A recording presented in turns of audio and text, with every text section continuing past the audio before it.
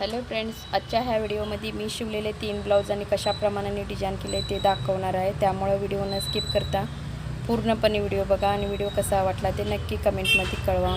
तर इथं पोटली बटन अटॅच करून कशा पद्धतीने स्टिच केलं आहे तुम्ही बघू शकता।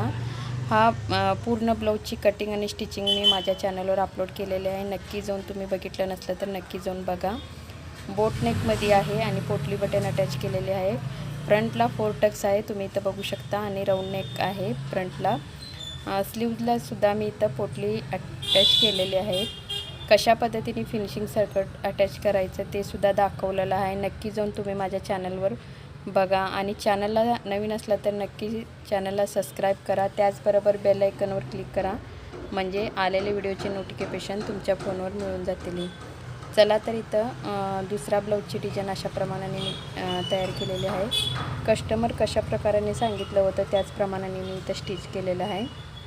आणि ब्लाऊजची शिलाई ह्या ब्लाऊजची शिलाई मी 350 घेतलेली आहे आणि बोट नेकच्या ब्लाऊजची 400 घेतलेली आहे। फ्रंटला 4 टक्सच आहेत। तिन्ही ब्लाऊज पण एकाच कस्टमरचे आहेत। जे त्यांनी सांगितलेलं होतं डिझाईन तीच प्रकाराने मी इथं रेडी केलेले आहेत। तुम्ही बघू शकता इथं अशा प्रमाणाने मध्ये इथं मणी लावलेले आहेत आणि लेस लावलेले आहे। खूप सुंदर अशी ब्लाऊज रेडी केलेले आहेत। तर चला तिसरा ब्लाऊज तुम्ही इथं बघू शकता। पान गळा आकार दिलेला आहे आणि पोटली बटन अटॅच केलं आहे आणि त्याचबरोबर खालच्या बाजूनं बव अटॅच केलेलं आहे। हे सुद्धा त्यांनीच सांगितलं होतं अशा प्रमाणाने रेडी करायला।